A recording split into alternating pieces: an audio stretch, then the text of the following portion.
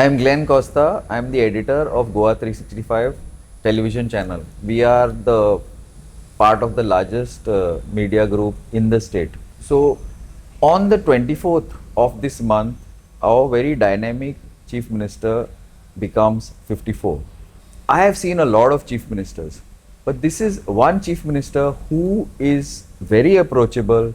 He listens to people, and second thing is he is always doing something. He's moving around. You see him in listening to his people, inaugurating lots of things. This is a very dynamic Chief Minister. More than that, he is a very approachable Chief Minister.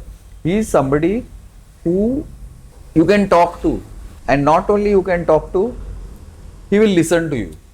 And in many cases, which whenever it is possible for him to do, it does. Many times things are not possible, but still the approachable part and the very open part and the very non-vindictive nature of this Chief Minister is something that we have seen, and hopefully he continues.